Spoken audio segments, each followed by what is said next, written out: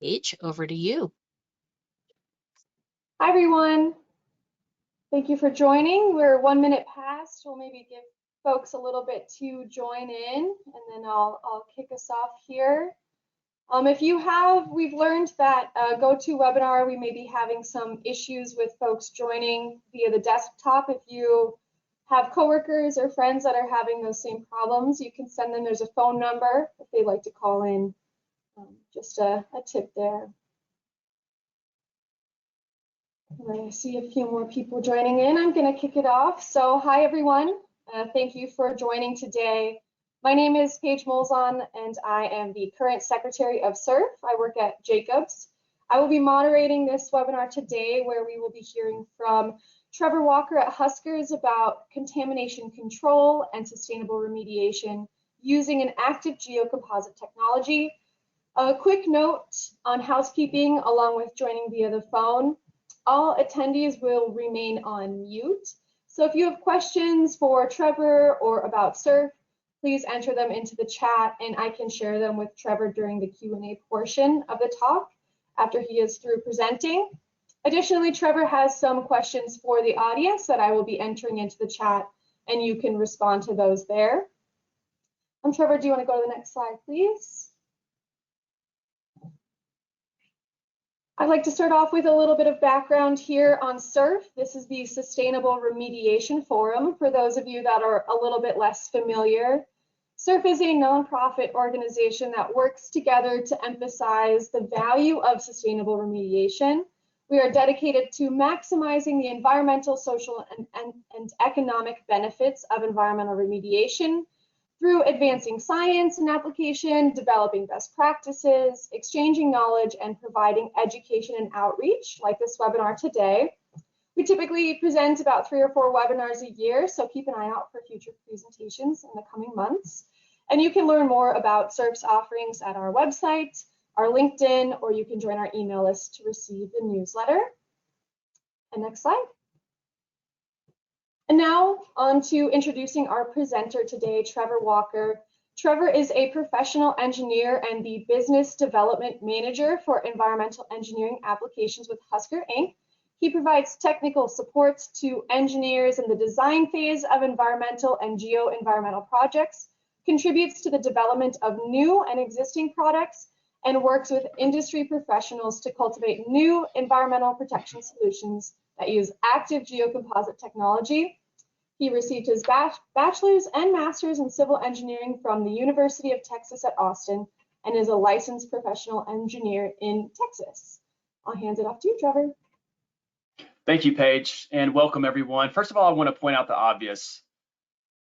My background is not the most professional, which I totally get. You guys can see what kind of games I have here and some kids' toys. I'm actually in transition from one side of my home to the other side of my home with my office. Some renovations are happening right now, so bear with me, but that's what's going on in the background. But thank you so much for attending, and let's go ahead and jump right into it.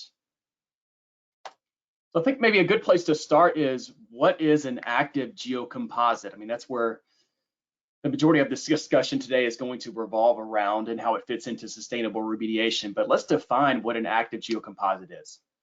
And you guys can see a picture of it on the screen right there. If you've come across a geosynthetic clay liner before, the material looks like that, but instead of your high swelling sodium bentonite sandwiched between the geotextiles, instead of that material, you have reagents or other amendment materials such as activated carbon or organoclay that has the capacity to absorb contaminants. So you can think of it like a permeable filter mat. It's going to combine the functions of geotextiles, but also the treatment capabilities of the amendment materials. And typically they come in, imagine like a 16-foot wide by 101-foot long mat that's rolled up, like you would find, with a geosynthetic clay liner and how it would be delivered to the site. So it's important to understand that it's a barrier to the pollutants, but not to the water or vapor in which the pollutants are being carried in. All right, so that's what an active geocomposite is.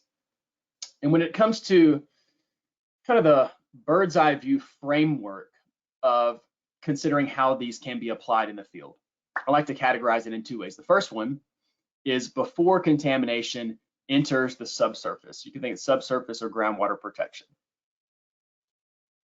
Right here. And the second category is after contamination has already been introduced into the subsurface, and that's where the active geocomposites would be applied in more of a remedy situation. And here just the rendering shows a couple of applications, which we'll get into later, but this one here and this one here is more of a preventative measure. So you have like a point source of contamination here, or you have a stockpile of contaminated material that's leaching. That's more of a preventative measure. And then this part of the rendering here is associated with category number 2, where it's applied in a remedy, where it's filtering like for example, a groundwater plume that's daylighting into an adjacent surface water body. So those are the two broad categories when thinking about applying active geocomposite mats. Now let's fly over the various contaminant types that can be captured by these mats. So first here, you have a broad range of different contaminants that can be captured by the mats, and this is dependent on the amendment material that's going to be sandwiched between the geotextiles. So there are amendments that can absorb oil and petrochemicals, non-aqueous phase liquids, different types of organic pollutants, inorganic pollutants like metals, and then of course PFAS as well. One thing that I think it's worth mentioning is sometimes I'll get calls from consultants and they'll have a lot of experience with a certain reagent or amendment material, and they'll ask, hey Trevor, can you sandwich this media into your mats? And it's just a matter of understanding some preliminary physical properties of the media, and then we always like to get a visual observation of what the media looks like, just to make sure if it aligns with our manufacturing process. So that's if there is a media out there that a consulting firm or a team really likes and they have experience with, it is a potential option for sandwiching between the mats outside of our kind of highway of geocomposite product configurations. Paige, this is where I'd like to ask the first question to the audience. Let's get some audience engagement here. So Paige is going to fire a question off in the chat. And this is what I'm curious, have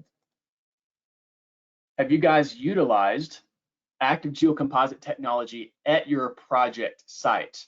And you can answer yes, no, or I've never heard of this technology. And I'd like to distinguish, maybe you've heard of a geocomposite technology, which fits into this category of active geocomposites, but specifically the term active geocomposites for capturing contaminants. Yes, no, or I've never heard of this technology, but it might apply to my practice area. We can get some feedback from the audience there. Yep. I've seen a couple no's come in, Trevor. Okay. Haven't heard of it, might apply. Another no, haven't heard of it. Okay, great. Thank you all for your responses. All right, let's keep it moving. So here are the 4 performance factors. So when it comes to designing with active geocomposite mats, there's going to be foundationally 4 performance factors. And here are the 4: efficiency, capacity, kinetics, and irreversibility. Efficiency, obviously that's related to the percentage of contaminants that can be removed by the mat. The capacity is the overall amount of contaminants that can be absorbed. The kinetics, that's related to the contact time, to making sure the contaminants are in contact with the mat long enough for the mat to do the job of actually removing them. And then irreversibility, once the contaminants have been absorbed, what is their potential for them being desorbed? So these are the 4 performance factors that the team needs to think about when considering, okay, how can these be utilized in the design phase of a project? And here's some other important information: the types of contaminants, what the concentrations of the contaminants are either in the liquid or the vapor phase. The flux is the soil, if it is applied in a soil, in this context of a soil, is it saturated or unsaturated, and what's the moisture content of the surrounding soil. And it's real simple. This rendering on the right is just to illustrate again what's going on, is that you have some sort of liquid of concern that's trying to migrate perpendicular through the active geocomposite mat. It's moving at some velocity and it has some sort of contaminant concentration. The mat has some level of thickness to it, and then as the liquid tries to migrate through the mat, the media is going to do the job of filtering out those specific contaminants that it's tailored for. All right, so let's do an example. Let's do an example of what it looks like going through kind of a high-level exercise of some calculations related to the different variables associated with dialing in these active mats for a specific project. So let's consider a granular sorbent. It has a specific contact time of T. Consider the mat with a thickness D, and then a flow velocity of contaminated water of V. So let's take a look at what this exercise might look like. Let's first calculate the minimum thickness of what we need out of the mat. So this is going to be related to establishing the required contact time. Let's consider pHs being removed from water, moving at a velocity of 1 meter per day. So this is approximately, a leachate, a contaminated groundwater plume moving through silty sand. The activated carbon contact time for PAHs is around 600 seconds. So if you run those calculations, hey, this solution needs to be in contact with the mat. Excuse me, let me back up. This mat needs to be 7 millimeters thick to have an appropriate contact time for those pHs to be removed by the granular activated carbon sandwiched in the geotextiles. So we've dialed in our minimum thickness, 7 millimeters, and then taking the bulk density of activated carbon here, we multiply the two, and then we get a mass per unit area of granular activated carbon of 3.4 kilograms per meter squared. That's what needs to be sandwiched in one mat to meet the necessary contact time for removing these PAHs. And that's great because that actually fits within the window of the minimum and maximum mass per unit area of activated carbon that can be sandwiched in one geocomposite mat. All right, now let's look at service lifetime. Let's look at service lifetime. So here, continuing with our example, activated carbon pHs, considering a ballpark capacity of 120 milligrams of PAHs absorbed per gram of granular activated carbon. Let's consider a concentration of PAHs of 20 milligrams per liter, and then we put all those together, the velocity of the solution, the capacity of the activated carbon, how much activated carbon we have, in a mass per unit area basis, the concentration of the contaminants, and you do the math, and that results in 56 years, according to this exercise here, before all the capacity of the activated carbon is depleted for absorbing PAHs. That's just a quick little exercise there, just to show you guys how we work through understanding from a preliminary perspective, like how we can crunch the numbers to determine product service line based off the fluxes and what's being considered as far as the MAT's implementation at the site. Now, this may be we're switching gears here a little bit, and let's talk about sustainable remediation.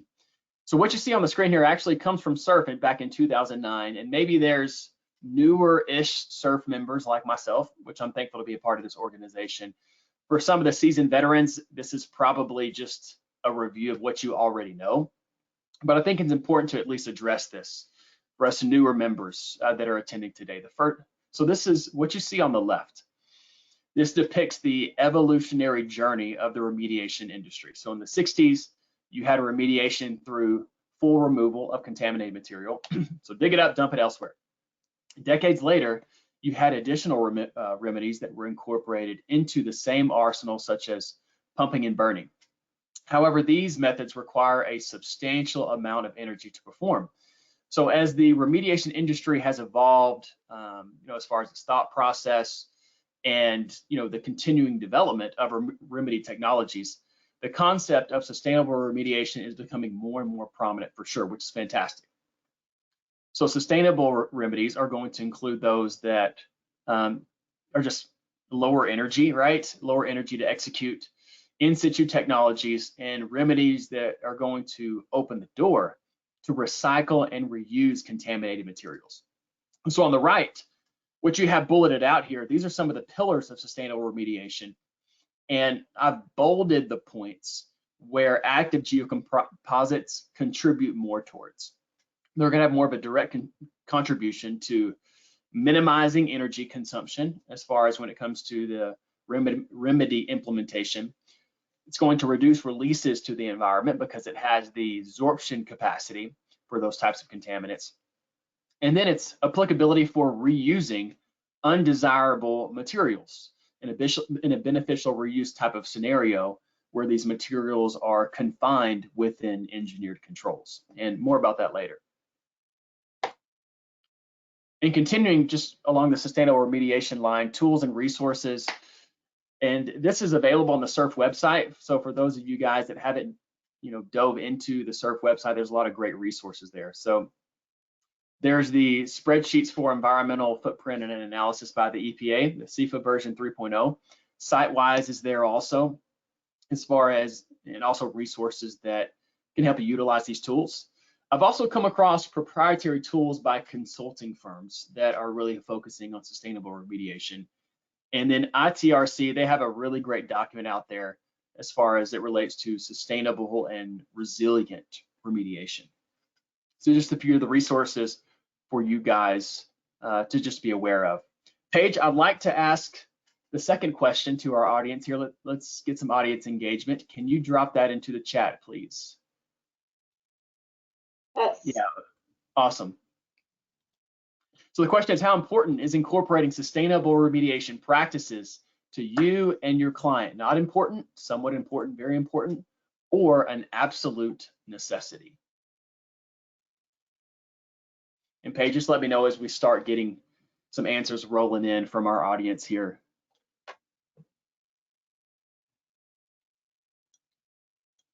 Yeah, I'm curious on how our industry dynamics and all the different components and all the different parties that fit into the remediation industry, kind of where they stand, because ideally it's a collective effort with all hands on deck to push forward this, I would say, worthy endeavor of sustainable remediation.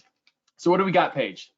We're seeing somewhat and very important. No absolute necessaries though. And no, not important. Somewhat important. So kind of in the middle there. Yeah, in the middle of the road. And as far as I understand, at least the trajectory, right, is that sustainable remediation, spearheaded by SURF, is just continuing to gain traction and gain momentum in the space. So that's good. I'm glad to hear that not important was not dropped in the chat.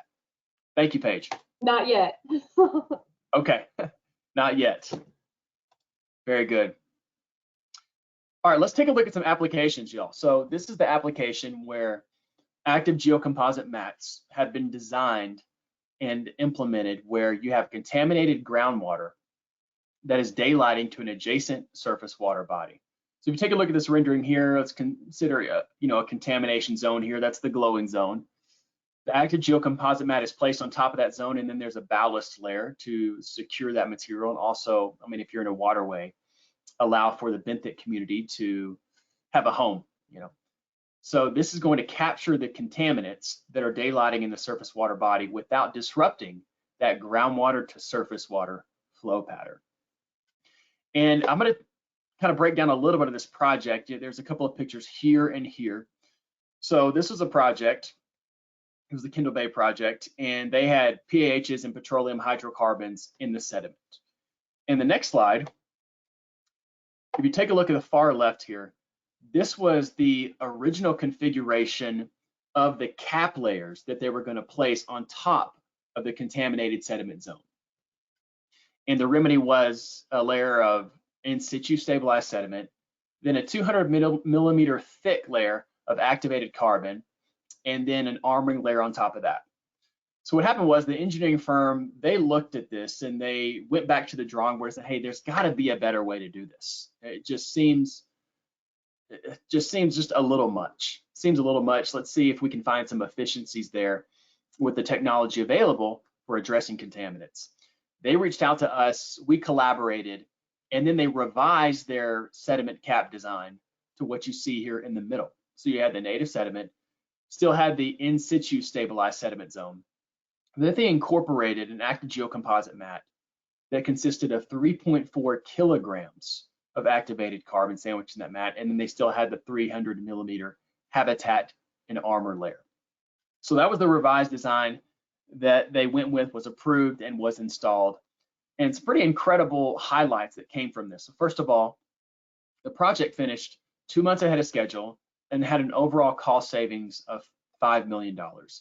And if you compare the difference between the amount of carbon here in the original design compared to what actually was implemented in the field from the revised design, we're talking about over 470,000 kilograms of activated carbon difference.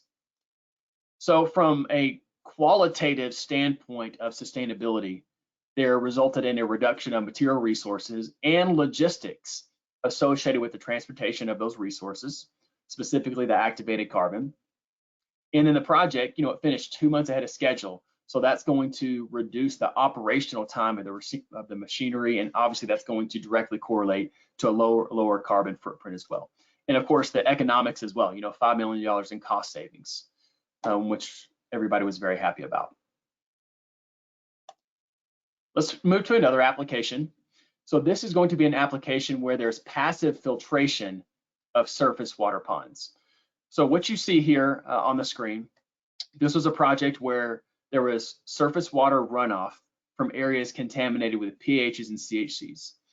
And they wanted to install a passive treatment system in this retention basin. So they installed the 2 different configurations of an active geocomposite at the bottom of this pond so that the pollutants could be filtered before the water is again discharged. So the basin walls of this were lined with a geosynthetic clay liner, and then the bottom basin was lined with the active geocomposite mats for grabbing both organic contaminants and petroleum hydrocarbons.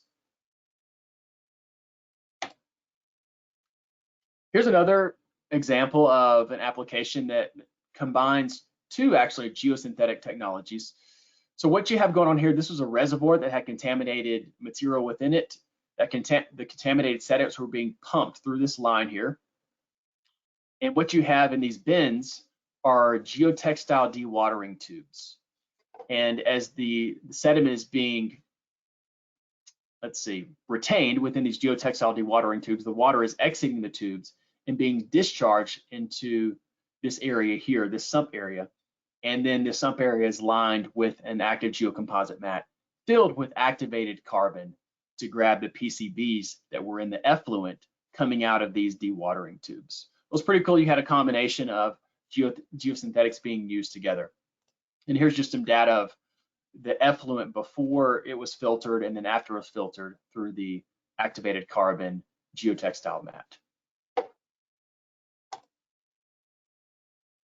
All right, let's switch gears here into the application of managing contaminated soil. And for this section of the presentation, I'm going to weave in a little bit of the PFAS topic. So just a heads up along those lines. So what we're talking about here is on-site storage of contaminated soils. That's what we're going to be talking about. So for soil management, just some of the bullet points as far as how that is being addressed currently can be landfilled. You can treat the excavated soil through high temperature incineration or soil washing, or what can be considered is in-place technical structures with defined safety measures. All right, that's where the beneficial reuse comes in fill areas, other types of earth structures, where within these types of structures you have defined safety measures. You have engineered controls is another way to say it. This can be either like a cover ceiling with an impermeable liner, or the contaminated soil could have an agent introduced into it to immobilize the contaminants and then used as backfill, or it could just be backfilled with an engineered controls that's going to provide leachate treatment. And that's what we're going to focus on here. So let's look at this project really quick.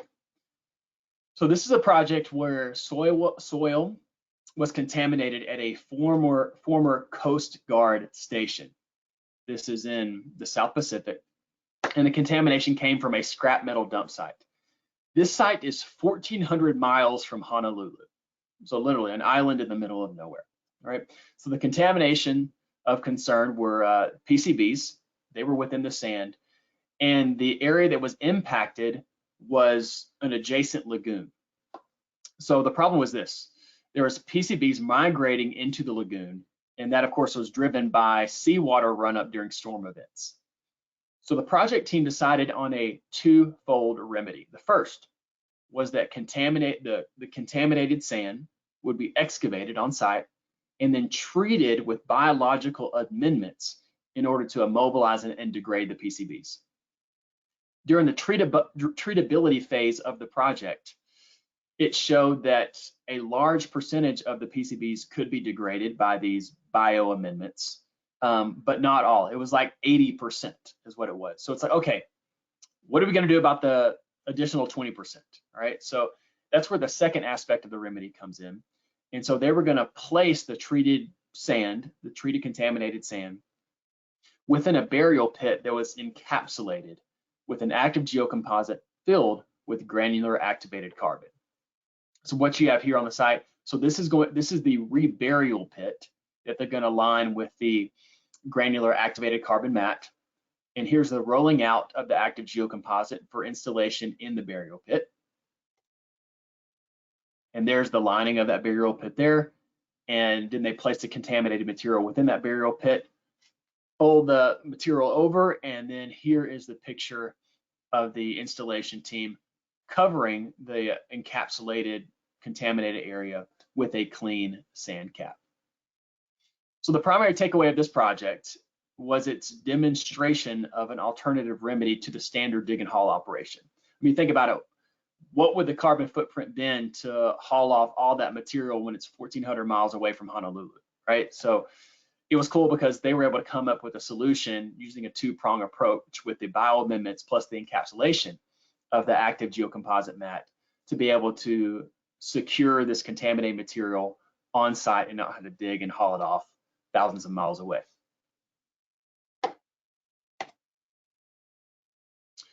Okay, let's go back and keep unpacking managing contaminated soil, specifically within the context of technical structures. All right, so here's what you have on the screen, and I may be coming out a little bit of left field on this, but I think it'll make sense once I kind of break it down.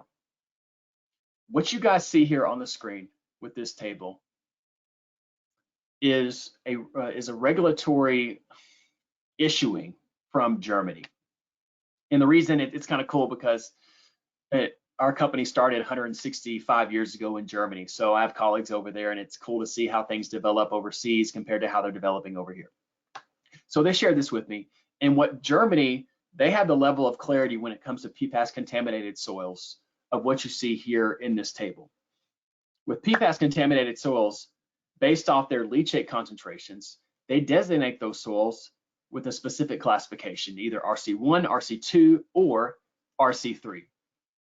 And with the RC3 classification, if the PFAS contamination falls within these ranges, they are allowed to beneficially reuse that soil on site within engineered controls. And so let's take a look at what this might look like considering active geocomposites as a part of these engineered controls to minimize any kind of risk of these contamination migrating elsewhere on the site.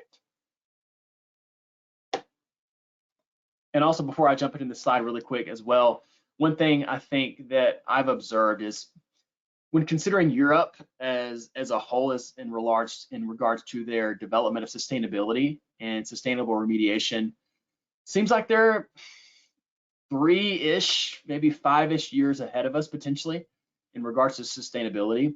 And so I'm curious, since they've been able to come out with these regulations in Germany, if it's not like, hey, we're potentially looking at our future here in the United States as we see the sustainability topic continue to develop and how it's actually being implemented in the different practice areas. So I think that's cool. Also, I'm kind of hoping that that's the case, that we continue trending in this direction and we're able to get creative and outside the box as far as how can we implement factors and contributors to sustainability and sustainable remediation here in the United States of America. Okay, cool. All right, back to the slide here. This is an example of beneficial reusing PFAS contaminated soil on site. All right. So what you have here is the soil body. Let's say it's being used in an earth structure for landscaping purposes or something to that effect. This impoundment before the PFAS soil is placed in it, the bottom of it is lined with Technosil active. The top is lined with a clean fill, and it's separated by a non-woven geotextile. So what's going to happen is, as this earth structure is being subjected to precipitation and infiltration, that infiltration is going to migrate into the contaminated soil body. It's going to pick up the PFAS compounds, and it's going to drive those compounds down towards the active geocomposite mat, right? And you can see here on the graph here, this is the thickness of the structure, and this represents the concentration of the PFAS compounds. So as those compounds are picked up by the infiltration, the concentration is going to increase, and then it's going to hit the active mat, get absorbed, and then fall below the RC1 threshold. That's like the it's beneath the maximum concentration limits. That's what that represents there. So that's theoretically what's happening. It's like, okay, well, what does this look like to perform some testing along this avenue where this might make sense practically at a site? So we performed some bench scale testing. Here's one of our bench scale tests on the right for an active mat. You see a snapshot of some of the results from our bench scale test. It shows the percent removal of 6 different PFAS compounds, both short and long chain. And then on the x-axis, you have time. So these results are really promising. So, okay, how can we take this to the next level and do something more field scale that represents the application of what we just looked at on the previous slide? And just to give you guys some highlights, remember the 4 performance factors that we looked at towards the beginning of the presentation. All right, this was some of the takeaways from this lab scale study. So just to let you guys know here, as it relates to testing the mats with these 6 different PFAS compounds, it was 99% proven as far as its efficiency for removing the PFAS compounds. The capacity was tested at 4,000 micrograms of the amendment, of PFAS removed per gram of the amendment. The kinetics was under 5 minutes. And then the irreversibility testing that we did, less than 0.1% of the bound PFAS were released again. All right, so there are some of the highlights. And then we moved into field scale testing. So this is a lysimeter test setup with contaminated soil placed on top of active mats, and then various rainfall events were simulated. So he had the PFAS soil, active geocomposite mat, and then a drainage layer essentially, and then filtration, non-woven, and then a place where the effluent could be collected and the PFAS concentrations could be measured. And there was different setups. Obviously, we had a control and different active mat configurations. And just to give you guys a snapshot of some of those results. So this was for the R3 rain event, which was the most intense rainfall that was simulated. All right, so this test, it's important to understand, this was to evaluate the affinity of the active mat to grab the PFAS compounds leaching from the soil and also the kinetics. It was not to look at capacity because we already did that. So if you take a look at the graph on the left, on the x-axis, you have time. And then on the y-axis, on the left-hand side, you have, on the right-hand side, you have the leachate flow velocity. And on the left-hand side of the y-axis, you had the sum of the PFAS concentrations. So samples were taken at each of these time intervals from the setup where the leachate was not filtered. So that's the blue bar, that was the control. All right, so an unfiltered leachate and took the PFAS concentration. Then the red here, those are the concentrations of the PFAS and the effluent from the leachate that passed through the active mat. And then the orange line represents the leachate flow velocity. And the main takeaway was this. When we looked at 25 different PFAS compounds that were measured during the trial, they all came back non-detect, which shows that, hey, for this configuration of the mats filtering out leachate generated from contaminated soil, at least as it relates to their affinity and the kinetics, like it's checking the box at this point for this particular context. And Paige, let's go to the audience on this one here. We're getting on the home stretch. Let's do our last question for the audience. If you could drop that in the chat, please, that'd be great. Yeah, so this is The question is, based on available technology and current regulations, how likely is the beneficial reuse of contaminated materials, for example, contaminated soil or crushed concrete, things like that, the beneficial reuse of those to occur on your future project sites? And it's totally impossible, very unlikely, possible but on a case-by-case basis, or very likely. And Paige, whenever you get the responses rolling in, let me know what we got. We're seeing a very likely, a couple possibles, a case by case, possible, case by case. So very likely and possible. Okay, excellent, excellent. Thank you all for your feedback. I really appreciate you guys' perspective because y'all are in this on a day-to-day basis. And I think that, I mean, that means a lot to me because it shows that, hey, there is this thought process of how can we get creative and how could we minimize the amount of material that's being hauled at the site? Let's contribute to waste circularity, right? And contribute a sustainability component to our site by getting creative, see if we can beneficially reuse these materials. Very good, thank you, Paige. I'm gonna go through, I think I have just like 2 slides left, y'all. I'm gonna go really quick here. So what can be done is generating these curves on when you have, like for example, it's designing an active geocomposite mat for a finite contaminant source, like a specific defined soil mass that's contaminated with X compounds with X concentrations, right? So considering some assumptions, if you look at this, this graph here, what you have on the x-axis is the solid concentration of PFAS, let's say in a soil body, right? And on the y-axis is the thickness of that soil heap. So what this relationship is showing us is that for a given active mat tailored for capturing PFAS, how much soil can be placed on top of that mat before capacity has been depleted within that mat, given certain factors of safety. Like for example, we're considering only 25% of the capacity of our PFAS uptake. So this is an example of what can be generated for a given soil mass that is looking to be contained on site within engineered controls. So just what we have here, if there's a solid concentration in the soil body, let's say of 100 micrograms per kilogram, and then if we consider an active mat that has 2,000 grams per square meter of amendment material designed to capture PFAS, what we're saying is that you can put approximately 7 meters of soil on top of that with these given parameters and assumptions for this calculation and generating curves for these relationships. So that's for a finite contaminant source.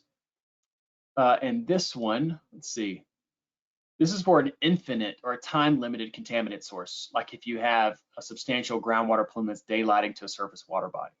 All right, and it has, like on the x-axis here, it has a certain concentration of PFAS, and it's like, okay, with these curves, how long before we're going to reach breakthrough with a given configuration of an active mat?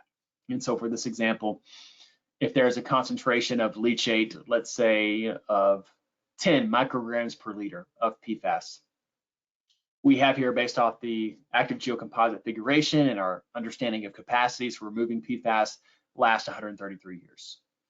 So obviously this isn't set in stone. This is on a case-by-case basis, and we always encourage, site-specific testing if there's a treatability phase of the design project. That's super important because every leachate, every context of the project is going to be different. But these are some of the things that can be generated to help the design team understand the limitations of the application for this project for capturing different contaminants. And here's some final thoughts.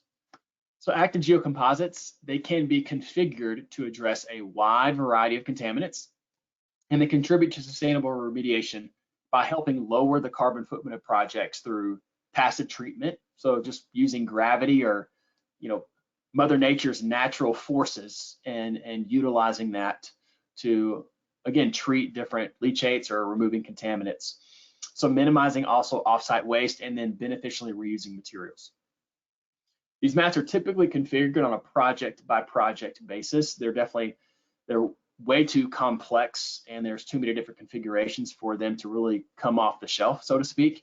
That's why we have the last point here. It requires a collaborative and cooperative effort amongst the project team members to actually see, number one, if it even makes sense at all for a project, and then number two, if it has the potential to, then it's like, okay, let's understand and wrap our heads around everything that's going on with this site, the flux, the context of where it may be applied, so that we can tap into all these different levers of customizations to configure the product to where it makes the most sense for the particular project challenge. So with that, Paige, I send it back to you.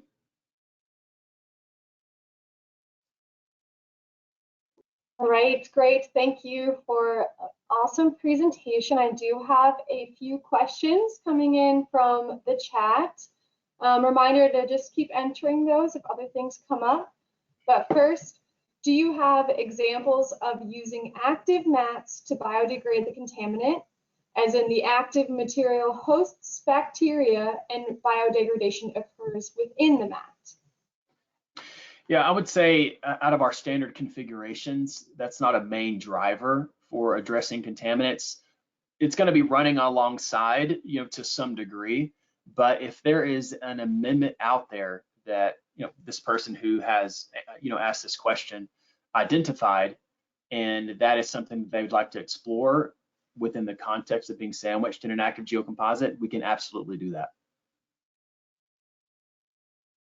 Great, thank you. The next question is related to resiliency. So you mentioned a few of the sustainability components of the geocomposites. Have you considered the resiliency of these mats with respect to climate hazards? Are those hazards considered in your designs? Yeah, so I'll try to speak to that as best as I can with my limited understanding of resiliency.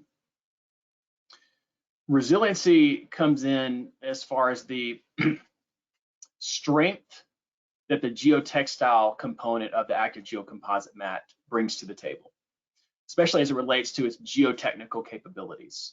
So it's going to have some puncture resistance. It's going to have a level of interface friction. Let's say if it's used on a slope, it can be anchored. And of course, the amendment material, which is the main driver and benefit for addressing contaminants, because it's mechanically secured within the geotextile fibers, that's where you're going to have the resiliency.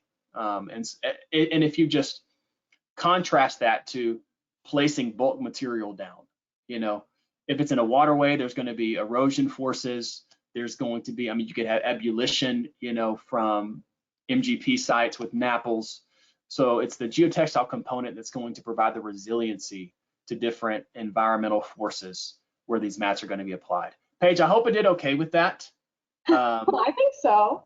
Okay, Yeah. Maybe that's the context from where that was being asked from, but that's a really great question. Great, thank you. And I have one more. Similarly, can you summarize the top sustainability benefits of using the geocomposite mats? Yeah, so that's going to depend on the application, but from like a bird's eye view, active geocomposite mats, let's say when it comes to filtering like a leachate, right? That leachate is going to be driven by gravity or some other forces already existent in Mother Nature. Okay, so we're talking about passive filtration versus like pumping it out, and using energy in that way. Okay, when it comes to the sediment aspect of things, or let's say when you line the interface between groundwater, contaminated groundwater plume, daylighting to an adjacent surface water body, in that sediment space, what a lot of times can happen is that if a cap is considered to be placed on top of the contaminated sediment zone to isolate those contaminants, when an active geocomposite mat is incorporated, a lot of the times the sediment cap can be thinned up, which translates to what? Less material being used. And if there's less material being used, a lot of times that can offset some of the dredging that needs to take place. So if you can reduce dredging because you have a material reduction in the overall thickness of the cap, then that's when it's going to contribute to, have a more contribution to sustainable remediation. let's see, make sure, and then of course, in considering beneficial reuse of contaminated materials on a site. You know, if the concentration of, let's say, contaminated soil falls within the sweet spot where the team is like, hey, within the remedies and technologies available to us at present, we believe we can secure this contaminated soil body within engineered controls in a risk reduction way instead of hauling it off to a landfill. That would be another way that it could contribute. Great, thank you. Those are all the questions I'm seeing in the chat. If you have anything else, feel free to ping it. I see Trevor's information is shown on this final screen here, and you can reach out to anybody at SURF if you need help getting in touch with Trevor for further questions. And I'm going to wrap us up with some announcements if you want to go. Thank you. Next slide there. The first announcement is about our upcoming technical initiative with SURF. We are currently working to decide on which topic to pursue as our next technical initiative. Two ideas we have are related to biodiversity or a sustainable decision-making framework. If you have thoughts on either of those, feel free to reach out to our president, Gerlinde, at the email shown here. Additionally, we are always looking to expand our case study library to provide some real-life examples of sustainable remediation in action, like what Trevor has shown us here today. So if you have anything to share, please send that along to our Vice President, Katie. Also, email shown here. And then finally, if you were inspired by Trevor's talk today and would like to present a webinar yourself, please reach out to Evan with ideas. And next and final slide I have here. If you would like to view previous webinars or share this webinar, the recording of this webinar with others, they will all be posted on our SURF YouTube channel, also accessible through the website. We also have an upcoming in-person meeting at the AEHS East conference, so more information will be coming out about that soon. And I'd like to thank all of our sponsors shown here, and a big thank you to Trevor for taking the time to share with us today. And I think that's all we've got. So thank you all for joining and hope you have a great day. Thank you, Trevor. Thanks, Paige. Thanks, everyone. Have a great rest of your week. Thank you.